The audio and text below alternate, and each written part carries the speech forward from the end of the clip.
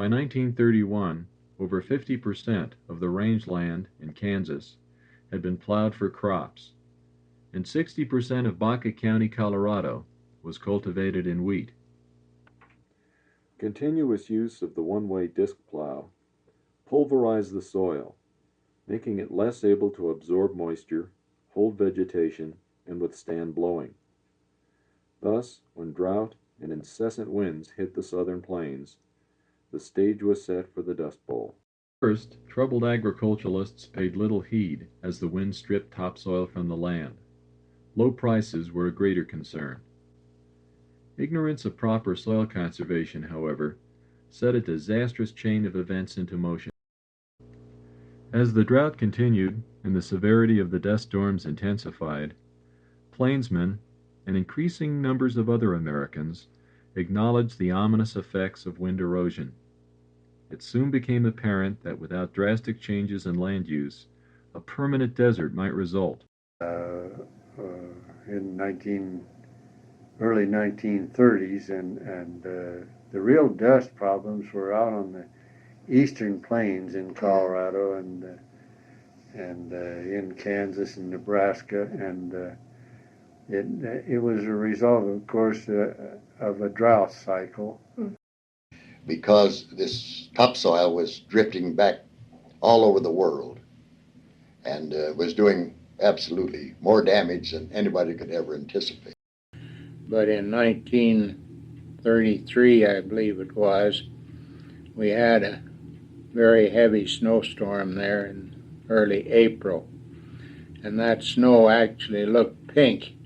There was so much of the red dust from Oklahoma in the air that it come down with the snow, and the snow was pink all the way through. And after it thawed off in the spring, there was a pink residue all over the grass and all over the soil. You know, right around the ranch, and you can see that big old dust cloud coming in from the west.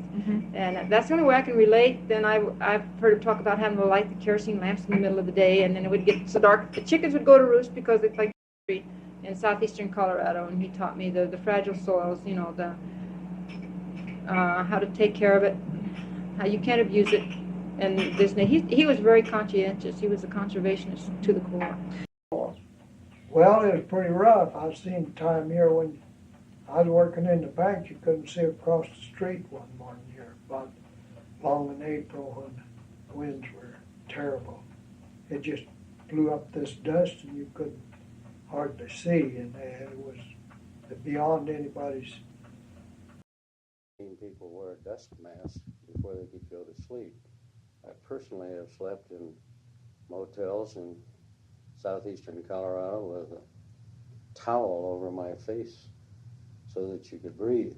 In the morning you wake up, you had 2 black spots where your nostrils were in your mouth. It was a terrible experience for many people. It was dirty up there. Even the grass here got to blowing so you couldn't see nothing. We had sheep. Sheep was about a mile south here, and we just stayed with them, minding sheep herd until that first dust blew through and didn't go up until the next morning. Then we brought them on down the ranch. And it kept up, and you couldn't hardly get feeding them down. Well, I watched that wind, and it had a circular motion. You could watch some little pebbles of dirt, you know, just going around and around to beat hell, and then pretty soon they'd get bigger and bigger, and then after a while you couldn't see nothing. But that is a circular little, hundreds of them little circular things are going, yeah. Darndest thing I ever seen it. When you see that sky damn sight darker than it is out there now, in the middle of the day, you commence to wonder if there isn't some way that could be halted or something. And of course, later they went into that terracing and discing and one thing and another, and then throwing up them dams, you know, every so often back there. And then of course the wind quit blowing. Wanted some action. The first action that was ever taken on the soil conservation movement was by Theodore Roosevelt in about 1908 or 9, when he went to Congress, and Congress recognized the problem, but nothing was ever done. And until we come into the serious area of the 30s, we call them the dirty 30s, a good deal in this country, he presented again his worry and his thought to Franklin Delano Roosevelt, and President Roosevelt presented it to Congress, and the Soil Erosion Act was started. And after a couple of years, in which time I believe Hugh said that he was presented with $5 million each one of those years to spend on research on how to overcome the Dust Bowl days and things. After the third year, Congress got tired of this Soil Conservation Service Act being so popular to the people of the country, especially agriculture, that they took it away from the Interior Department and placed it in the enormous Department of Agriculture, thinking that they would probably quiet the demands for more money. And they found out that they just started something, because immediately Hugh presented to Congress the idea of a soil conservation district in which this entire program was turned over to agriculture, that is, to the farmers themselves. And he presented, and the amazing part of the whole thing is that year, every state in the Union adopted an enabling act in order to the soil conservation district could start. And Colorado started their first districts, I believe, in 1930. And the amazing thing was the attitude, I think, of these people. They were dedicated and devoted. And once the conservation bug had bitten them, they were smitten for life, you know. Conservation districts and the Soil Conservation Service, there have been a lot of other benefits that have come to the people from soil and water. And the thing about the soil and water conservation movement, you meet such wonderful people and share their experiences and their knowledge, and I think it's very fruitful. Another thing I think was to simply change a basic philosophy of farmers in relationship to what we call clean, in quotes, farming. Some of these new systems we used to call, in quotes, trash farming. You know, I mean, it looks kind of messy out there. And so culturally, we're having to work with tradition and generations of operation out there in dry. Right. And so we have some traditional barriers to break, generation barriers to break. Sometimes we get an awful bad rut of my granddad farmed that way and my dad farmed that way, so that's the way I should farm. And I think we try to not say they're wrong, but just look. Well, during World War II, the whole scheme changed, and it all went to tractor operations and new types of equipment and new ideas in conserving the moisture and working with nature as far as getting the benefit of what nature could deliver in the way. Until the 1930s, nobody ever thought of conserving the soil except an individual here and there. I've always said that my dad was probably one of the best conservationists in his time and farming that, and as soon as I got into the program, I could see what he was doing when we went out and staked across different washes and stuff like that, and he had his grassed waterways that he wouldn't tear up to put into corn or wheat in eastern Nebraska. And our neighbors would go and their land would wash down the stream, and Dad would almost cry when he'd see what had happened to their places and say, well, we don't want it to ever happen to us. The deterioration of the land and the way it was being used, and the fact that the land needed supplements for better production against a cost ratio basis. And we needed improvements that we couldn't do as individuals. We needed to do them as a group, like in our irrigation system. And so through soil conservation, we have made quite a number of these accomplishments, and still are. There's still a need for conservation. And I would say there's always going to be. These other places, well, if you got any humanitarian blood in you at all, you got to help the other guy. And that's why I think with SCS, we help one another and we work together, we're going to accomplish things. And it takes team.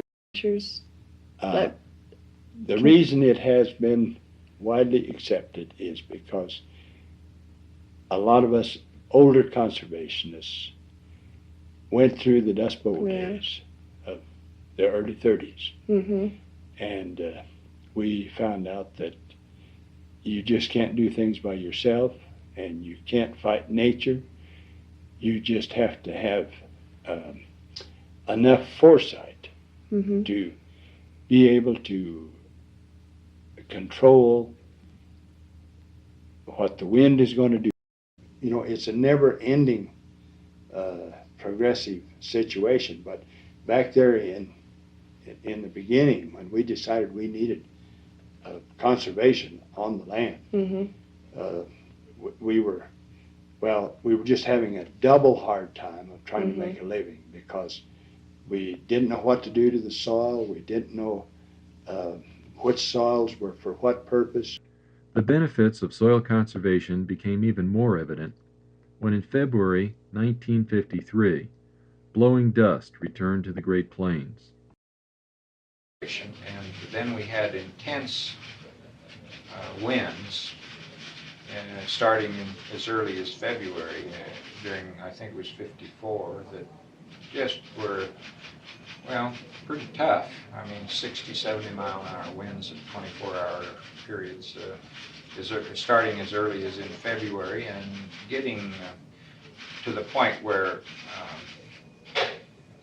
in addition to just the cultivated dry lands, the range lands were beat down to a pretty low vegetation. Practices that had been in place prevented that from being much worse. Oh yeah, from what I can read, and of course I was just a kid in the dirty 30s, the precip patterns and the longevity of the period, pretty much the same pattern. And you know, there were given days that we'd have some dust clouds coming in, settling into Trinidad area out from the north and the east, but we didn't have to turn on lights like they did in the 30s, you know. It wasn't that major. As a kid, and then I took the place over in 1942.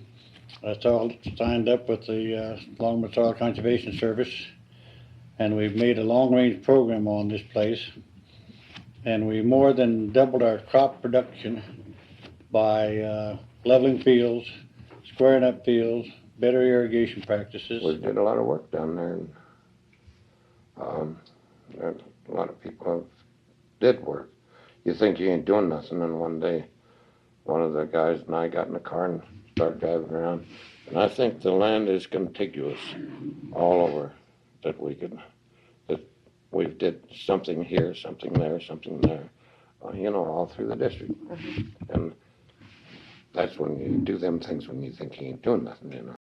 It's fantastic to see the way the movement has grown over the years. Sometimes it seemed like it's slow, but when you think of time, we have advanced a tremendous amount. District.